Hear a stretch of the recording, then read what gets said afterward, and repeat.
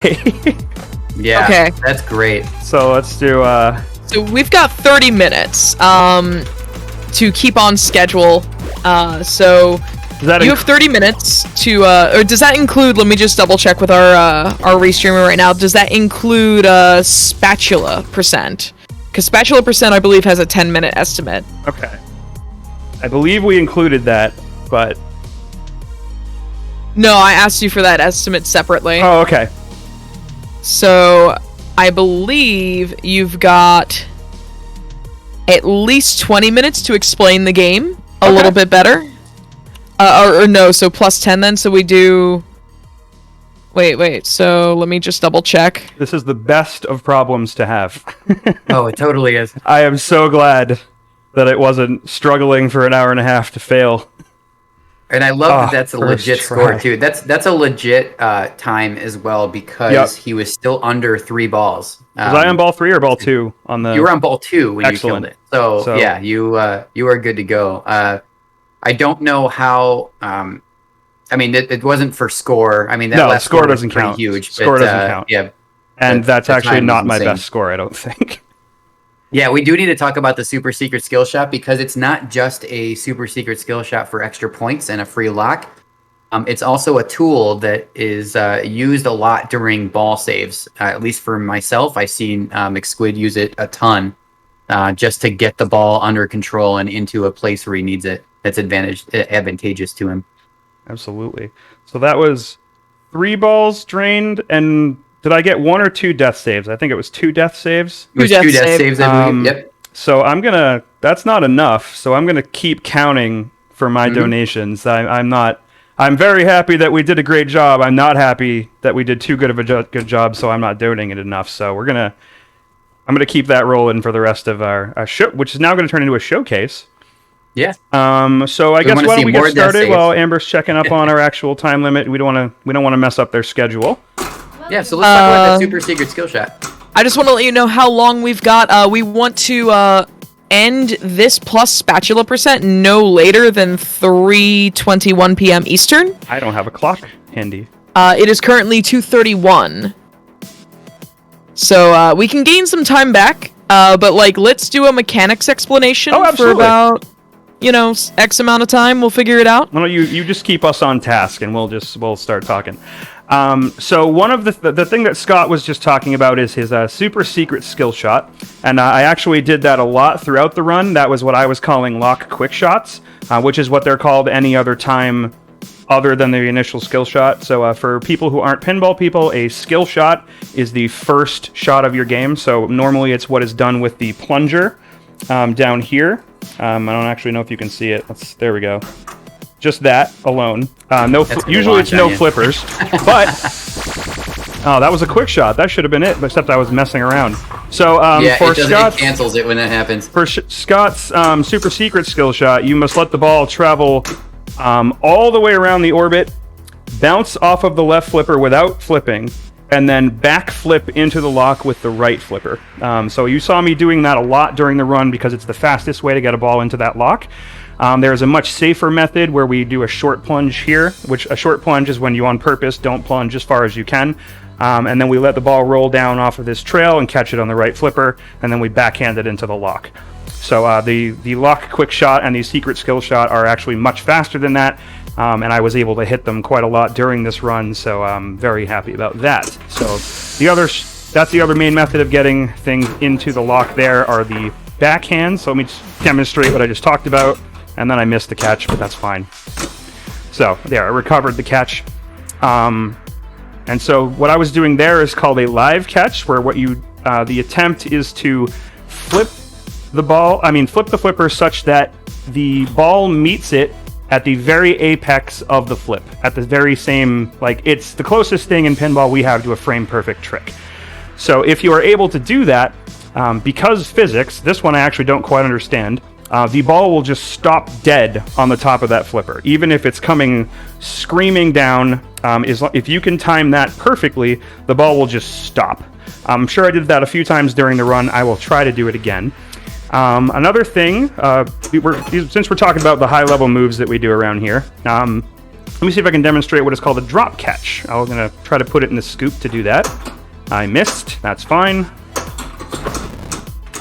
And I missed that too, but that's fine. We'll try again. It's fine. Yeah. So a drop catch is kind of the opposite of a live catch, where you want the flipper to be already up, and then as soon as the ball hits it, you let go and you let the flipper drop down. And what that does is it kind of cushions the ball. It doesn't meet something solid. It meets something that kind of absorbs all the momentum of the ball, and then we get a nice catch. And a catch is what we say when the ball is going crazy and we managed to get it under control. So right now this is called a cradle. This is most of the time what we're always trying to do in pinball, especially on TNA games that are dangerous like this. We want to control the ball, we want to hold it with our flipper, and we want to make our shot on purpose. So right now I'm going to shoot at the scoop, and I'm going to fail horribly. So at least it doesn't matter if we fail. That's $5 more for the charity. I think Scott said he was matching, so maybe that's 10. Absolutely. So what else do we got? We can do I can attempt the super skill shot, which I unfortunately did not get any during the run. That was another big time saver. So when you're in the first phase, the keypad phase, as I was trying to do, where I'm trying to fill up this center bank of all pink targets, the skill shot up here in the core, I can change it before I plunge the ball. But if I don't change it after that, if I am able to just let the ball go and it will land in that R, kind of calling your shot almost, without adjusting it afterwards, you get the super skill shot. And the super skill shot automatically finishes the entire keypad for you. So it skips the entire phase, which, especially later on, can be huge. I unfortunately didn't get any during that run. Let's see if I can pull one off now. I'd be really surprised if I could pull it off on demand. Ah, so close. So the ball did go in the R there, and at the last second I switched it over. I pressed the right flipper and I moved the light over to the R to catch it, and that is a normal skill shot. So that still gives me awards, but it doesn't automatically fill the keypad for me. It's not as much of a time saver. It's just I now have a lane save, which is a tool that we can use to stay alive, and you get some points as well. So let's just finish off that center keypad real quick. Let's show you some beautiful light shows that Scott worked on that we skipped all of during the run. Yeah, you have to skip them, man. You have to. You gotta skip them. And I didn't even have too many mystery awards, so I couldn't even complain that those are not skippable. Those are the non-skippable cutscenes of pinball.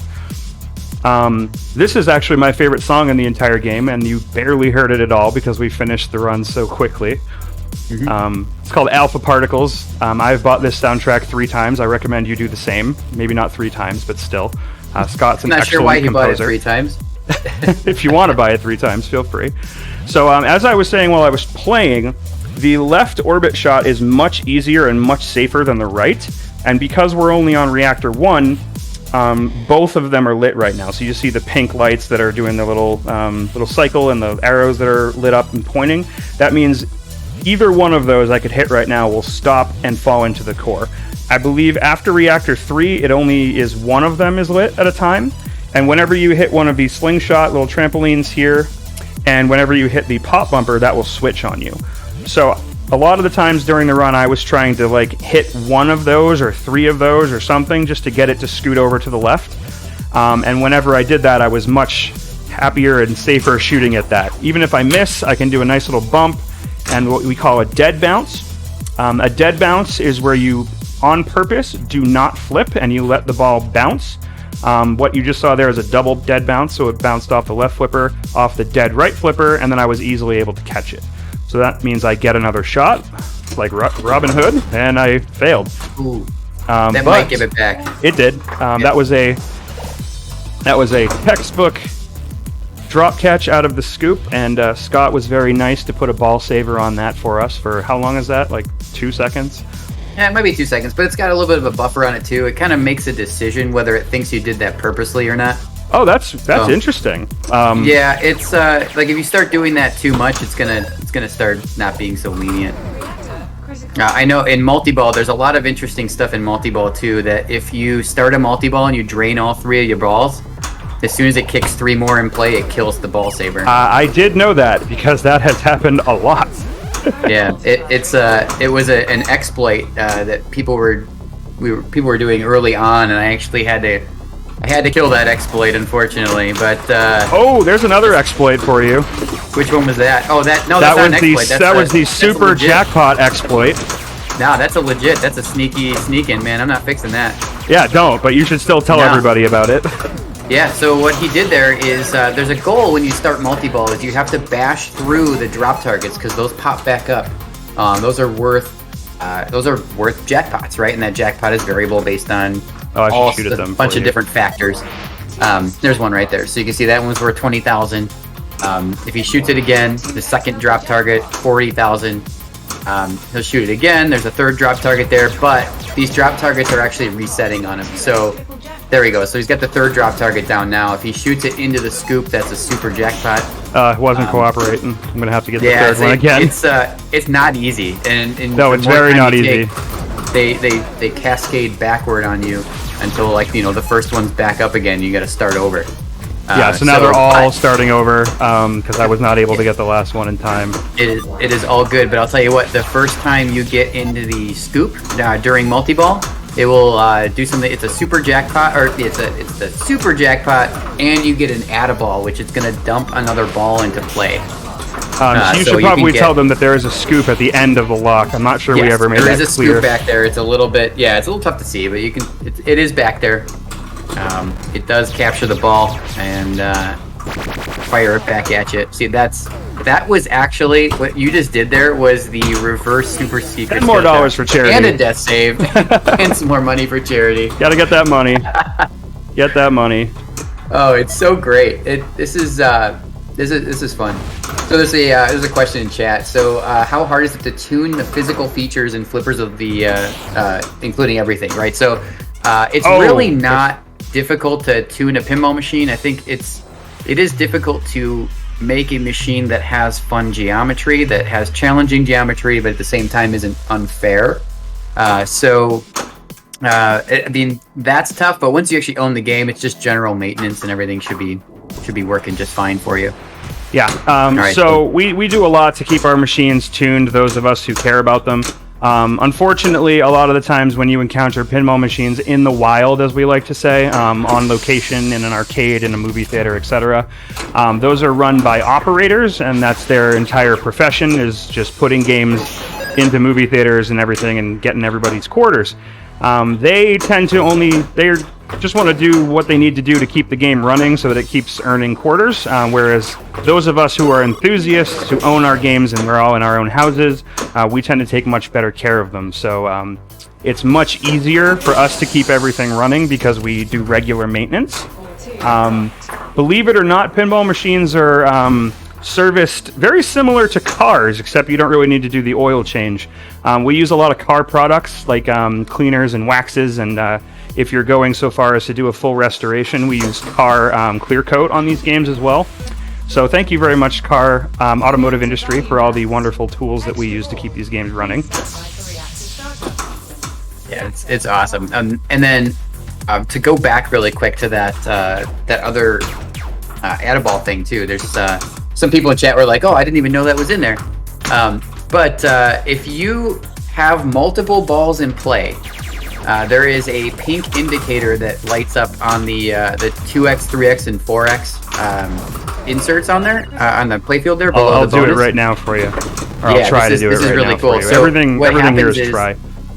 Yeah, everything in the game is multiplied by the amount of balls that are actively in play. Yeah, so we have that purple light in the middle, blinking for 3x. If I were to lose one of these balls, it would drop down to 2x. If I were to gain that super skill shot we were talking about, or super jackpot that we were talking about, it would turn into 4x if I kept the other ball in play. Yep. But you can bring it back to 3x right now by getting into the actual jackpots. Oh, so, there we go. I just gotta. I couldn't sneak in there. Nah, you couldn't sneak it in. Unfortunately, it grabbed it, but it didn't. It didn't really want it, so it kind of waited. Dumped it on you. The software in this game is really interesting and how it deals with like lock mechanism fails and stuff. So it's pretty cool. And the software behind it too. For just a moment as well. I just want to let you know that we got a $100 donation from Kristen saying $100 for getting it in under 20 minutes. There's another 10 for another death save. Thank you very much, Kristen. Kristen's a local player of ours. Actually, she is. Oh my god, I almost got another one. She's in the high scores on this machine somewhere. KEG. Thank you so much for the donation. We really appreciate it. And that donation actually made the bid war an actual bid war. Yeah, for the Wipeout run after this. Keep it interesting. So I just want to let everyone know what the totals are right now. On the Wipeout Omega Collection ship manufacturer bid war, we've got Piranha at $260.78, just trailing behind Oricom at $271.41. So you are about $11 less than that even from getting our, from changing the lead here. And then we also are at now $171.41 towards the $250 target for East Memories of Salsetta Blindfolded New Game Plus. Oh, and, yes. I'm also going to fight Ori Sky in real life because they donated $16.41 saying chaotic evil time again with a lot of laughter. And it put our total donations to $1,999.99, and then Anonymous threw $1 in to say 2K. Yeah, that's amazing. Thanks, Anonymous. Once again, Anonymous saves the day. How often can we say that? This Anonymous guy, or gal, or them, has been very generous over the years. Oh yeah, Anonymous is like the richest person on the planet. Yeah, shoutouts to Anonymous. Especially for saving us there. So another thing I just did there, you might have noticed me repeatedly hit the side of the cabinet. So basic nudging in pinball, we call it nudging. A lot of the times it's a lot more violent than that.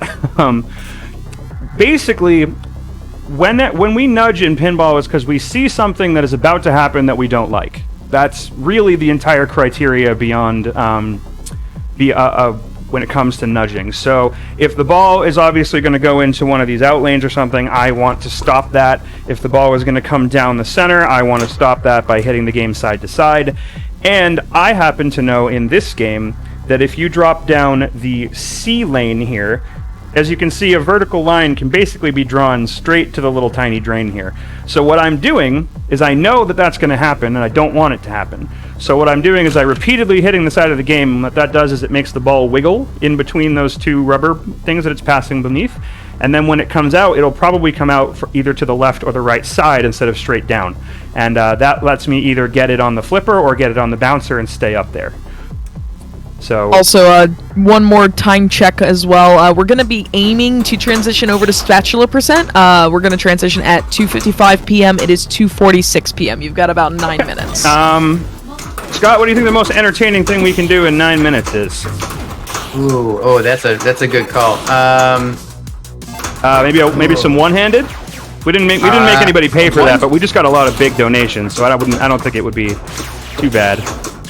Yeah, I mean that's one-handed is pretty nuts. I'll tell you what. I think if you do a start over, so like drain your balls. Okay. We're gonna start over, and for every reactor that you destroy in this game, I'm gonna donate $5. All right. One-handed. There we go. Every $5 per.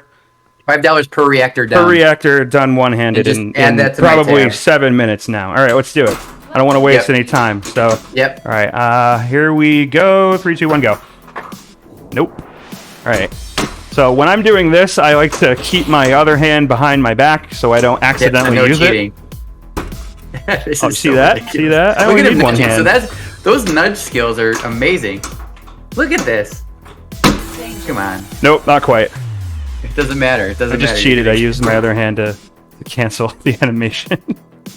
You know what? Cheating. It's fine. I'm gonna allow that. I'm a big cheater who cheats. But you know what? I bet you McSquid could totally beat this game one-handed if he tried. Oh, don't start saying that. Don't give me more categories, Scott. I'm not trying to do this. If I can beat 3D Blast one-handed in best ending. Oh, you did? That's true. Yes. Wow. And very quickly, I believe. Yeah, actually, if I can do that one-handed, you can certainly have a shot at beating this one-handed. Oh, that's crazy. So there's also other really fun things you can do in this game. There are settings in the service menu that allow you to modify the software just on the fly. Right now, McSquid's got this set on just default hardness level. So like the reactors are, they take a certain amount of hits to destroy, you know, and they get progressively more and more as you go, right? So I thought that would come he's got this on defaults, but you can set this thing on hard or easy, and I've got something in there called brutal settings. You do? Yeah, there's something in there called brutal. Skill shot now that I don't need it. What? It makes, yeah, that's awesome. See how it lit the thing? Like, it did complete his grid for him still. He still has to hit it one more time, but it's going to give him a reactor jackpot when he smashes that. So you can see that grid is fully lit red right now. Game, please. Game, please. Oh, it is just... It's mad that we went too fast earlier. It is. All right, here we go. If he smashes the middle, he'll get a thing, but he'll get it in multiple. Oh, that was a mistake. I don't know what I'm doing. There he goes. He got a reactor jackpot. It was worth 119,000 points. All right, here we go. All right, let's see. Oh, man. Oh, I hit that. Come on. You're like looping around. You're like there it is. Boom. Combos. There's one down. Nice. All right. This might be more entertaining especially. I remember what I was saying. I got excited. So the brutal settings on for the game, actually, if you enable brutal settings, it makes every reactor act like it's the 9th reactor. So, oh god, the 9th reactor just has a lot more hits needed. It takes a lot more to heat it up. Cheating again. It's not crazy though. I mean, I've seen some people play on brutal settings and do pretty well. I have not seen anyone ever beat the game on brutal settings. Oh, you should not have said that to me. Yeah, so I did say that purposely on the stream, just to make sure that everybody heard it, including McSquid. I think you're being called out. That's RN Squid manipulation. I was not being called. You know, I'm just saying. I was just saying things. You know what I mean? I've never seen it, and I don't have any record of anyone ever telling me they did it. But I don't know. If someone's gonna do it, it's gonna be McSquid. I did do the Powerball challenge. That's amazing. So a Powerball is a ceramic pinball that weighs about, I want to say, 30% less than the average pinball, and therefore it is much lighter and it goes much faster. And so, as a challenge for a little while, I put one of those in this game just to make it really different every time. I remember playing with the Powerball and being very, very salty about it a lot of the time. That is the correct reaction to the Powerball. All you swapped it out when we were doing one reactor runs. Perfect. I gotta keep my notes here. I mean, we are still on. We're still on 5 ball, so. Oops. Yeah, that's fine. 5 ball's fine. 5 ball's fine.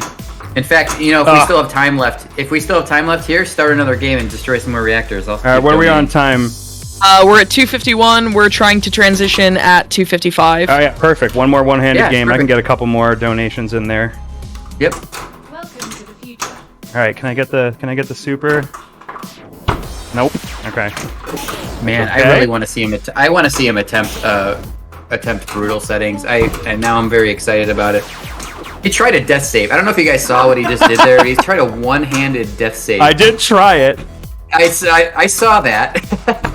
Oh, I can do it. I know I can. You can do a one-handed death save. I cannot do that. I'm gonna try every time.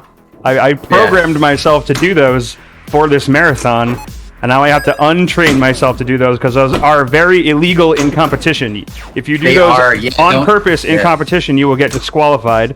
But because this is speedrunning, we do whatever we want.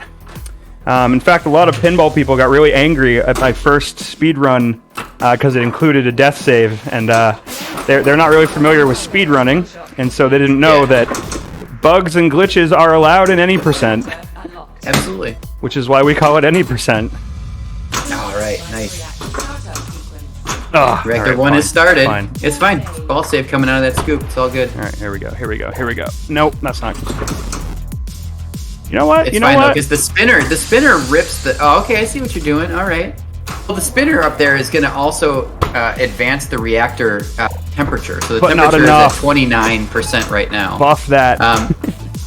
Yeah, it doesn't do a ton, but if you get your super spinner lit, it actually it does a lot of damage. In order to get super spinner, you got to get 50 spins on the spinner. You can see in the bottom right of the LCD right now, he's actually at 0 spins toward super spinner. Oh god. Someone's asking, is there a no major glitches category for this? I don't know how feasible it would be. You could make one. I don't know how feasible it would be to not invalidate your own runs. I assume no death saves, no quick lock. In pinball, quick lock it doesn't count if it's not intentional. So there's a difference. We call them death saves, and when they happen by accident, they're actually called Lazarus, because you just came back from the dead. But it wasn't intentional, so you don't get DQ'd. Then it's like, yay, we got an accidental death save. You're all set.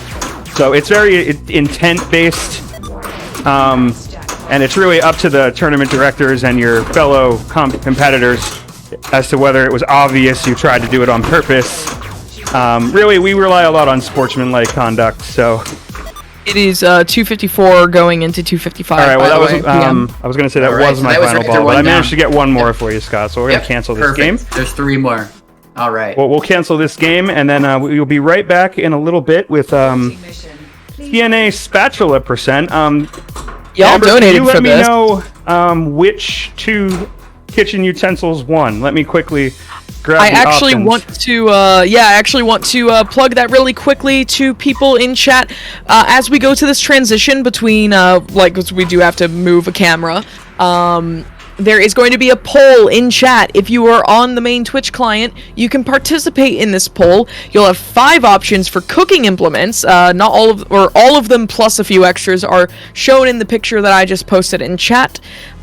You have the spatula, the ladle, the spaghetti spoon, which is the one with the hole in the middle, the frying pan, and the whisk to choose from. We will take the top 2 results of this poll, and that is what Ryan will have to play the game with and try to destroy 1 reactor. Yes, I am not allowed to touch the game in any other way, including the plunge. So I'm going to have to use the utensils to pull back the plunger. And I highly recommend. Actually, no, I'm not going to recommend anything because I don't want to. No, don't recommend anything. Bias everything. You I'm look at watching the these and poll you right now. decide I what you think voted. would be the hardest. I voted. I'm not telling you what I voted for until it's done, but I voted for something. I'm glad to see I'm you're also invested. voting for stuff. I'm Yeah. very invested, but y'all donated for this. We will be right back as we get our camera fixed so that y'all can actually see the hand cam for this. So give us just a few minutes while we take care of that, and we'll be right back.